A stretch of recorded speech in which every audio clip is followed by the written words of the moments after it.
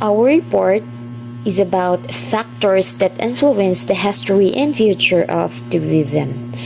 Introduction. The tourism industry has a major impact on the world's development because tourism is a vital. It boosts economy's revenue, provides employment opportunities, strengthens the economic infrastructure, and allows citizens and tourists to exchange cultural values. Tourism is increasing the demand for various commodities, and different cultures around the world and have become commodified into one culture. Many factors influence the history and future tourism, which can be positively and negatively affect the tourism industry, which in the short run or long run affects the world's economic development. The first factor is the global warming. Global warming, it is an increase in the Earth's average atmospheric temperature that causes corresponding changes in climate and that may result from the greenhouse effect. In local context, the effect of global warming has various consequences in Metro Manila. In international context, global warming with effects in the tourism industry. A major global consequence of global warming is the melting of both polar ice caps. The global effect will be a rise in sea level. If this occurs, it is possible that low-lying countries and small islands nations will be flooded. This may result in the disappearance of coastal tourism in these parts of the world. Mountain areas will also be affected by global warming since there will be less snow in areas where it used to fall in huge amounts.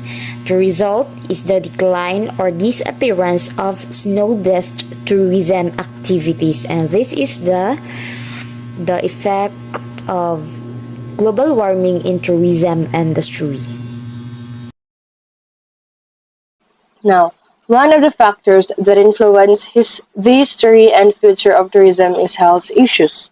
So, fear of disease reduces travel demand. Most travelers avoid areas that have higher health risks. Diseases spread more rapidly due to travel, particularly through the international aviation, such as the bird flu virus. Other diseases that affect tourism are acquired deficiency syndrome, such as the AIDS, severe acute respiratory syndrome or the SARS, and the foot and mouth disease. So, the results reveal that the tourism sector is easily affected by global crisis. It is almost the same day that travelers decide to cancel or delay their trips. With the spread of the news, more in-depth analyses uncovered several topics consisted of comments on benefiting from travel insurance and refund due to travel cancellation. Now, travel insurance has become the hot topic, which may be a way of remunerating the industry by offering travel packages including travel insurance services. Now, for the local context, the tourism sector of Lingayen, Pangasinan fell back in 2014 due to the cancellation of bookings of a report on a supposed flesh-eating disease spreading in certain places, which turned out to be false. This shows how vital health issues are that it can affect tourism arrivals. Now, based on my research, the representation of the report would really scare you because the tourism officer of Alumino City told, referring to a television news report about two persons in Santa Barbara and Velasquez town supposedly referring from such eating flesh disease. So the officer said that his office received phone calls from hotel owners after they got booking cancellations from some groups that plan to visit Alaminos to see the world-famous 100 Islands. Terrorist attacks. The threat of terrorism is a somber factor the travel industry is forced to face. Its considerable media coverage influences travelers' behavior and decisions, which reduces the flow of visitors locally and globally. Local context. Terrorist attacks have been causing a major strain to the Philippines travel and tourism sector. Whenever there are threats of or actual terrorist attack, local tourism players suffer immediate decline in business as guests cancel trips and hotel booking. Next is the natural disaster. Natural disaster includes volcanic eruptions, storms, and flooding. Airline disruption caused by storms result in delays and cancellation in weather-affected locations. In addition, affected airlines suffer negative economic impact because delays in grounding cause airplanes to be misallocated for the start of the next round of flights. Additionally, the occurrence of mudslides also disrupt business enterprises, destroy landscape, and result in huge cleanup costs. Natural disaster in local context. Flooding and landslide caused by typhoons are the common natural disaster that affect tourist arrivals in the Philippines. In international context, natural disasters have a big effect. Some of the major natural disasters were Hurricane Katrina in New Orleans, USA, and the tsunami in Phuket, Thailand. These events caused mass disruptions in domestic and international tourism. New Orleans lost USD 15 million per day due to the lack of tourist arrivals, while tourist arrivals in Phuket went down by 44.7%. Environmental factors. Good climate. Good climate is one of the most important features of attraction for any tourist place. Pleasant climate with warm and ample of sunshine attracts tourists who come from the temperate and colder regions. For example, most of the seaside resorts in USA and UK are located on a warmer southeast. On other hand, people from summer areas migrate to colder regions to seek pleasant of cold, fresh environment. For instance, in India, places like Lonavala, Mahabaleshwar, near Mumbai, Kulu, and Manali, Shillong, Kashmir, so on, are well known for their cold and pleasant climate. Other countries with colder climate that attract tropical tourists are Switzerland, Sweden, and Italy. Beautiful scenery. Tourism booms at picnic spots with beautiful sceneries. For example, sunrise and sunset points. Long sea beaches, freshwater lakes, waterfalls, and they often attract large numbers of tourists. Accessibility. Of all socioeconomic factors, accessibility is the most important one. All tourist centers must be easily accessible by various modes of transportation like roads, railways, air, and water. To enjoy nature's beautiful sights, seeing traveling by roads and railways is the better option. If a tourist plans to reach a remote tour destination in the quickest possible time, then airway is the most suitable choice. Generally, waterways are seldom selected unless a tourist decides to enjoy a luxury cruise experience in sea and or interested to visit an isolated archipelago. Yes. So, of course, we should have that accessibility na can catch na pwedeng makuha yung mga atensyon ng mga turista natin.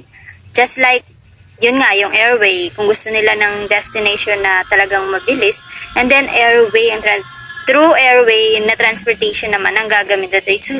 Most suitable choice na gagamitin. And then, actually, ang waterways, minsan lang din siya ginagamit, depende din talaga sa mga turista. Kapag gusto nilang bumisita sa mga isolated archipelago. Next is accommodation. Places of tourist interest must be capable enough to provide good accommodation and catering facilities.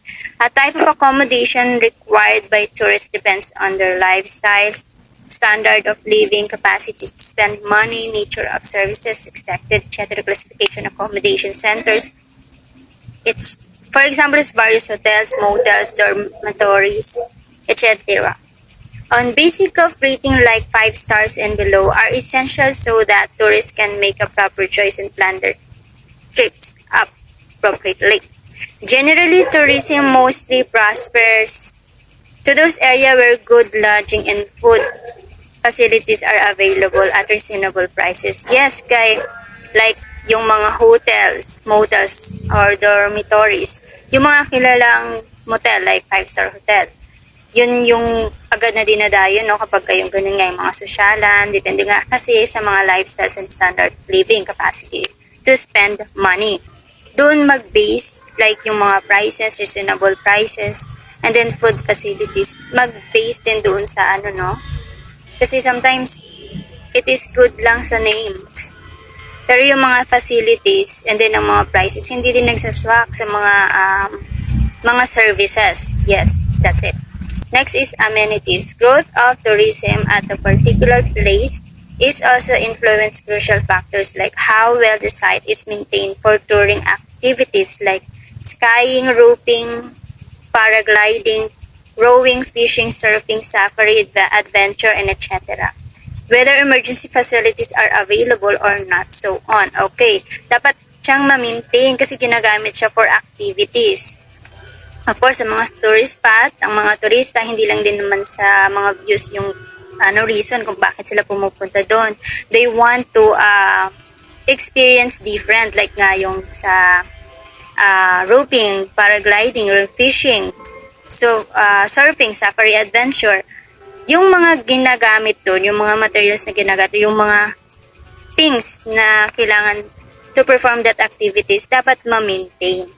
Kahit pa meron man o walang ang mga emergency facilities. Next is ancillary services. If a tour destination is equipped by ancillary or supplementary services like banking and finance, the internet and telecom connectivity, hospitals, insurance, so on, then such a place succeeds to hold or retain more tourists for longer time. This overall helps to boost the local economy to some extent. Okay, according to my research, for additional ancillary services refer to all the extras that tourists may need when going on holiday or on a business trip. Many travel agents offer ancillary services to their customers and make good commission on these products that they sell to them. That's it. Historical and cultural factors.